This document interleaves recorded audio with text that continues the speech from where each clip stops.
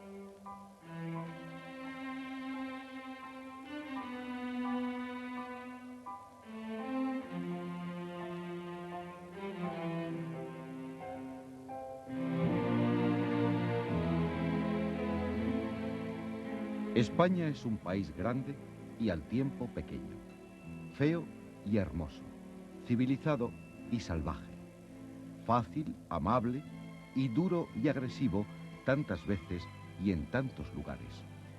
España es sobre todo variopinta.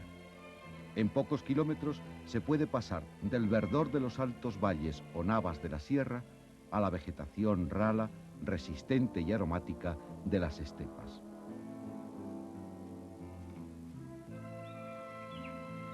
España es variopinta en paisajes, en tipos, en costumbres, en lenguas, en culturas.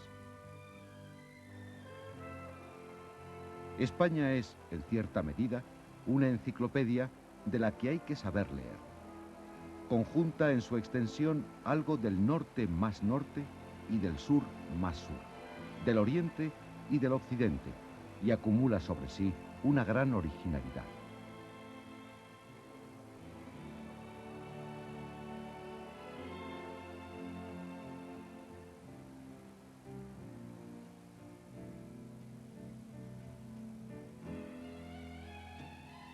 En España existen especies animales y vegetales hasta 500 que no se encuentran en ningún otro lugar del mundo. Es un tesoro y solo nosotros podemos guardarlo. No es extraño, por lo tanto, que durante el siglo pasado y aún ahora, científicos, escritores, artistas y viajeros sin más, todos extranjeros, descubrieran repentinamente España. Algunos de ellos dejaron testimonio escrito de su paso. Entre estos viajeros del siglo pasado, menudearon las visitas de algunos alemanes que encontraron en nuestras tierras un increíble campo de estudio botánico, zoológico, geológico e histórico. Cotta, Willkomm, Ziegler, Adolf Schulten, Humboldt, Schlegel, Fastenrath y muchos otros. De entre ellos, varios eran profesores o profesionales de una ciencia que empezaba tan solo a ser conocida para nosotros, la ciencia forestal. Los primeros ingenieros forestales españoles se formaron en la escuela de Tarrant, en Sajonia, Alemania, desde el año 1843. Uno de los profesores de esta escuela, Willkomm, vino varias veces a España durante el siglo pasado y dejó una extensa obra botánica, forestal y etnográfica sobre nuestro país. Willkomm nos describió la montaña más al sur de Europa. Sus palabras están escritas en 1845. Las imágenes son de hoy. Repetir el camino no fue fácil. Ha costado semanas de consultas y localizaciones, y finalmente lo conseguimos. Este es el viaje. Apenas habíamos entrado en el barranco silvestre cuando nos envolvió un aroma balsámico. Tenía su origen en los altos laureles que crecían al lado del riachuelo. Mecían sus copas verde oscuras sobre el agua espumosa. No eran ejemplares plantados por el hombre, no. Estos laureles eran espontáneos y se encontraban a lo largo de todos los riachuelos de aquella montaña silvestre.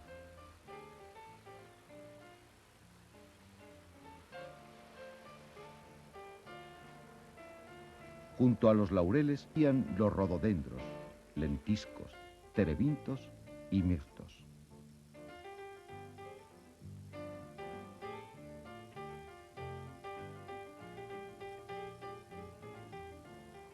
Sí, aquí había llegado al país donde se da el altivo laurel y el mirto suave que cantaba Goethe. En otros lugares, en la orilla del riachuelo y al lado de las rocas húmedas, se levantaban altos brezos blancos hasta llegar a la altura de árboles de 10 metros. Es un brezo muy extendido en el sur y oeste de Europa, pero solamente en la montaña de Algeciras y en las Canarias llega a la altura de un árbol.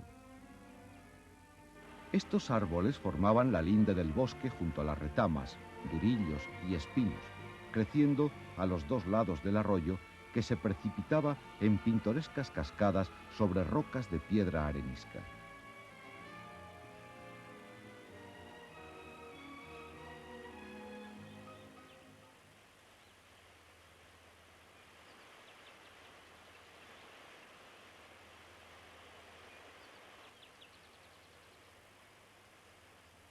En este bosque entramos para llegar a la cima de la montaña. Era el bosque más bello y más interesante que habían visto sus ojos.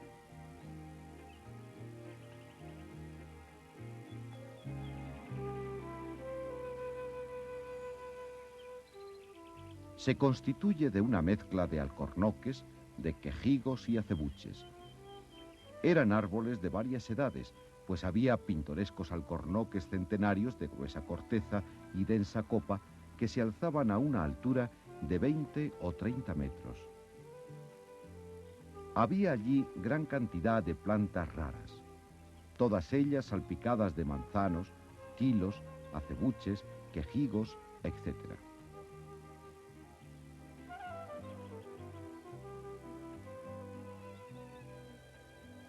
Una verdadera selva virgen que se iba aclarando poco a poco para dar paso a un monte bajo, formado de arbustos siempre verdes.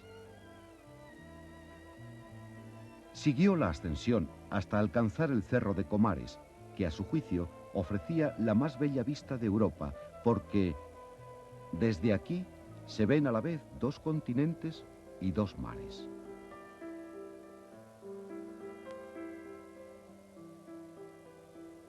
Hasta aquí la descripción de la montaña más meridional de Europa.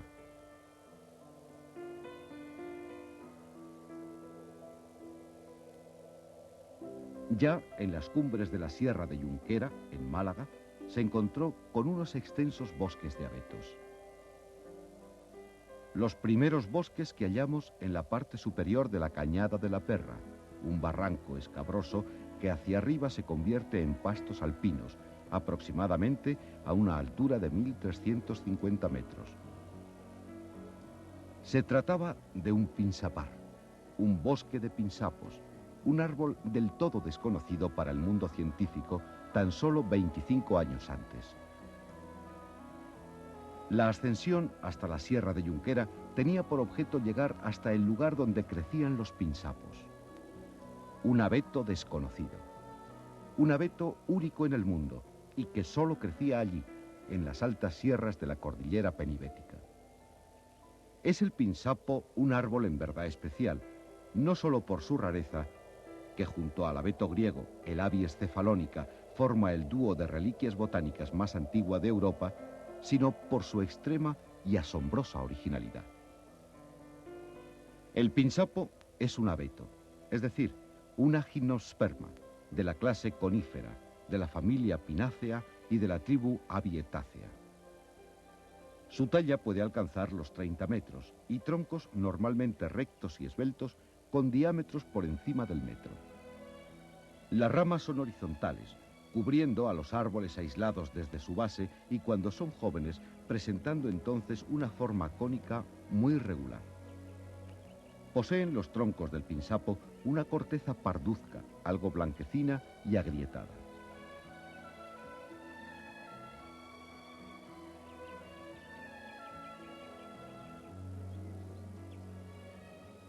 Lo más característico de este abeto son sus hojas, las acículas, que son duras y algo punzantes, de color verde oscuro. No presentan torsión ni delgadez en el peciolo, sino que desarrollan perpendicularmente a las ramillas por todo su contorno, adquiriendo un aspecto característico que muchos han querido ver como un limpiatubos.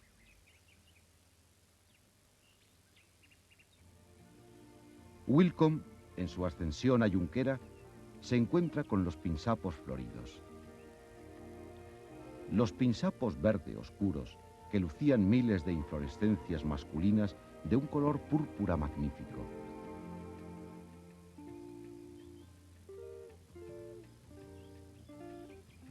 Al contrario del alto número de flores masculinas, la de las femeninas es escaso, encontrándose solamente en la parte superior de la corona.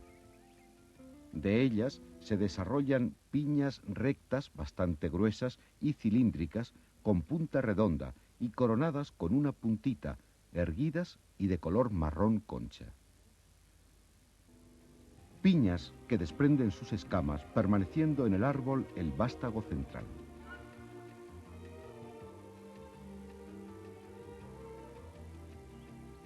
Nuestro pinsapo crece despacio, pero puede vivir medio milenio, 5 siglos.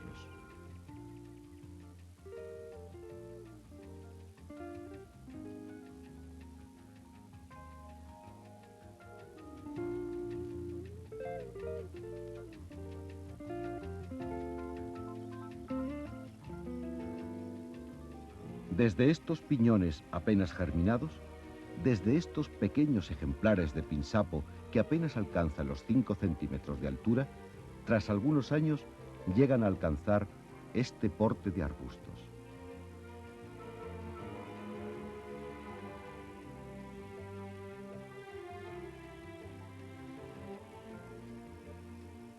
Desde estos casi matojos a estos impresionantes ejemplares adultos se extienden cientos de años de lucha interminable contra todo y contra todos.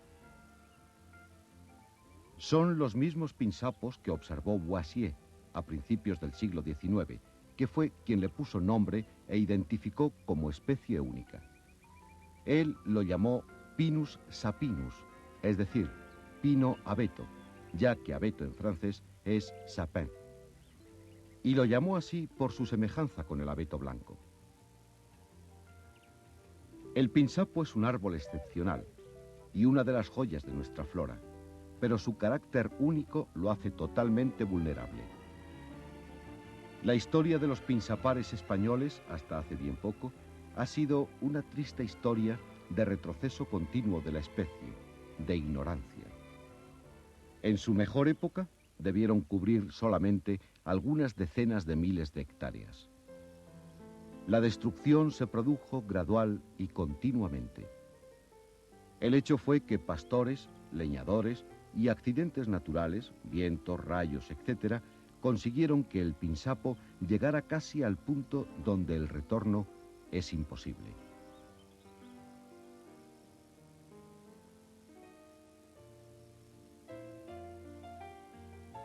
A finales de los años 30, un incendio asoló las faldas de la Sierra de Junquera, no dejando un pinsapo en pie.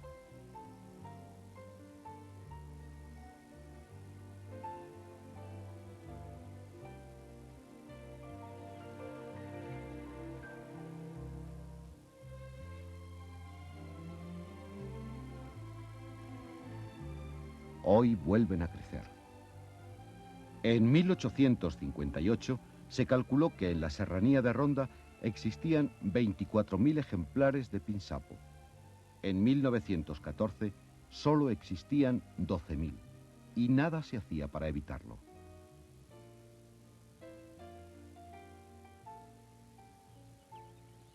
Hoy la situación ha variado. El pinsapo está protegido y existen voces desde todas las sensibilidades para que el pinsapo pueda seguir creciendo, no solo para nosotros, sino para los que no conoceremos.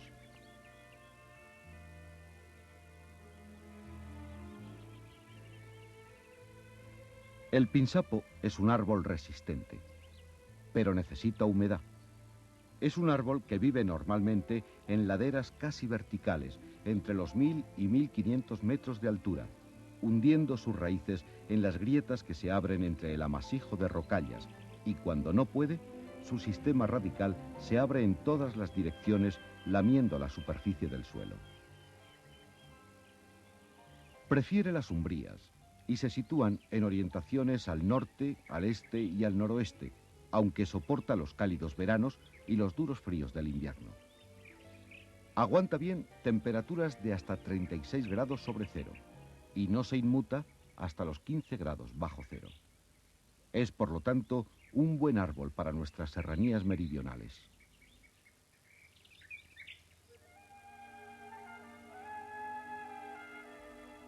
La Sierra de Grazalema, en Cádiz, es el punto de mayor pluviosidad de España, con más de 2000 mililitros de media anual. Más dentro, en Junquera y Tolox, las precipitaciones raras veces bajan del 1,5 litros de lluvia anual. Pero no es la lluvia la que hace vivir al pinsapo, o no solo la lluvia, sino la humedad que se acumula en estas montañas. Las montañas atraen a las corrientes húmedas del Atlántico. Y estas nubes que quedan atrapadas en las laderas precipitan su carga acuífera. Algunas pasan al interior de la serranía. Algo parecido sucede en el Mediterráneo. Entre el mar y las altísimas montañas existen tan solo unos pocos kilómetros, 8 entre el Golfo de Cádiz y Grazalema, entre Estepona y Tolox, una decena. El aire húmedo de la masa marina, empujado por vientos que soplan de un lado y otro del estrecho de Gibraltar, empujan a las masas de humedad hacia el interior, quedando atrapadas entre las crestas de las serranías gaditanas y malagueñas. Nuestro pinsapo es de estas tierras. Son el último resto de una vegetación que probablemente fue abundante antes del Mioceno. Es una especie poco evolucionada, la más antigua de todos los abetos mediterráneos, una reliquia viva, una joya para su estudio, una inmensa belleza en sus lugares de origen. Los abetos son un don que hemos recibido tras una larga historia de calamidades. A pesar de ellas, nuestros abetos siguen elevando sus puntas hacia el cielo por su propia resistencia y por la voluntad de hombres inteligentes y sensibles. Nuestro país, que es inmensamente rico, al menos en sorpresas, posee el increíble legado y tiene la responsabilidad total de mantener a los únicos, a los últimos pinsapares del mundo. Larga vida a los pinsapos.